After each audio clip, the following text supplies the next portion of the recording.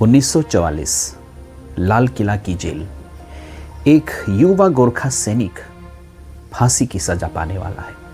अंग्रेज उसे धमका रहे हैं, लुभा रहे हैं और कह रहे हैं बस एक बार कह दो कि तुमने गलती की और तुम बच जाओगे।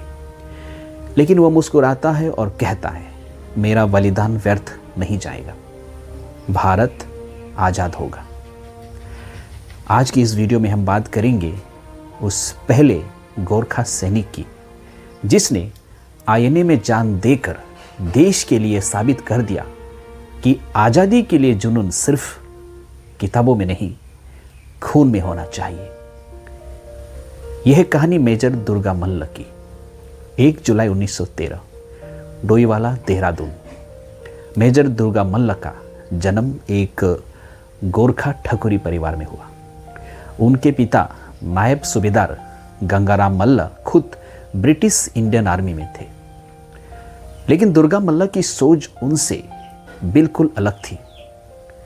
1930 दांडी मार्च, महात्मा गांधी ने नमक के खिलाफ आवाज उठाई तो 9वीं क्लास के छात्र दुर्गा मल्ल ने भी अंग्रेजों के खिलाफ सार्वजनिक रूप से आवाज उठानी शुरू कर दी थी।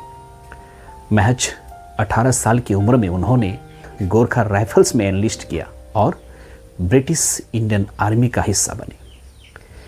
लेकिन जल्द ही उन्हें एहसास हो गया यह सेना गुलामों की सेना है और वो इसके खिलाफ कुछ करना चाहते थे।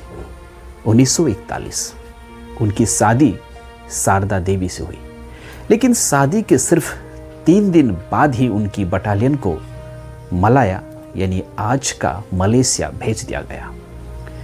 जापान के मेजर फुजीवाड़ा ने उनकी मदद की और उन्हें भारत की आज़ादी के लिए, सशस्त्र क्रांति के लिए मोटिवेट किया और यहीं से आईएनए का बीज पड़ा। सितंबर 1942 सिंगापुर, सुभाष चंद्र बोस आए और इंडियन नेशनल आर्मी को ऑफिशियल रूप मिला। दुर्गा मल्ल ने सबसे पहले आईएनए ज्वाइन की और गोरखा सैनिकों को आईएनए में शामिल होने के लिए मोबिलाइज करना शुरू कर दिया।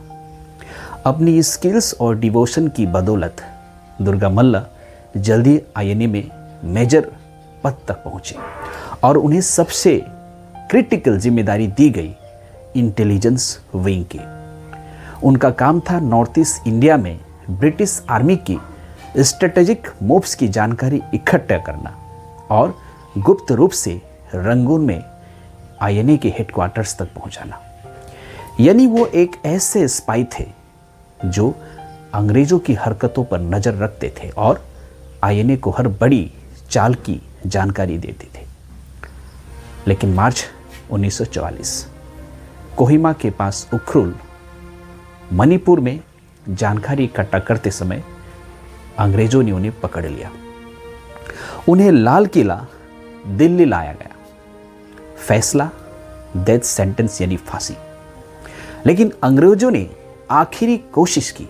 उन्होंने सोचा अगर मेजर मल्ला ने अपने आरोप कबूल कर लिया तो उन्हें आईएनए और उनके आर्म स्ट्रगल को बदनाम करने का एक डिप्लोमेटिक मौका मिल जाएगा और इसके लिए वो किसी भी हद तक जाने को तैयार थे। उनकी पत्नी शारदा देवी को जेल में बुलाया गया। अंग्रेजों ने मल्ला को समझाया बस एक बार देशद्रोह मान लो, तुम्हारी जान बच सकती है। मेजर दुर्गा मल्ल मुस्कुराते हुए अपनी पत्नी शारदा देवी से कहते हैं मैं अपने देश की आज़ादी के लिए अपनी जान दे रहा हूँ, तुम चिंता मत करो, मेरा यह बलिदान व्यर्थ नहीं जाएगा, भारत आज़ाद होगा और मुझे पूरा विश्वास है ये सिर्फ समय की बात है। तुम्हारे साथ करोड़ों हिंदुस्तानी है। 25 अगस्त 1944 मेजर दुर्गा मल्ल सिर्फ 31 साल की उम्र में फांसी के फंदे पर झूल गए। अंग्रेजों ने उन्हें तोड़ना चाहा, लेकिन वो अपने विश्वास से नहीं हिले। मेजर दुर्गा मल्ल पहले गोरखा सैनिक थे जिन्होंने आईएनए में शामिल होकर देश के लिए अपनी जान दी। आज गोरखा समुदाय हर 25 अगस्त को बलिदान दिवस के रूप में मनाता है। मेजर दुर्गा मल्ल का बलिदान सिर्फ गोरखा समुदाय के लिए नहीं बल्कि पूरे भारत के लिए एक प्रेरणा है। एक ऐसा शख्स जिसने ब्रिटिश आर्मी की यूनिफॉर्म उतारी, आईएनए की वर्दी पहनी और अपनी आखिरी सांस तक यह विश्वास नहीं खोया, भारत आज़ाद होगा। और भारत आज़ाद हुआ 1947 में। उनके सपने सच हुए। अगर आपको यह वीडियो पसंद आई हो तो लाइक करें, शेयर करें और कमेंट में बताएं कि आपको मेजर दुर्गा मल्ल के बारे में पहले से पता था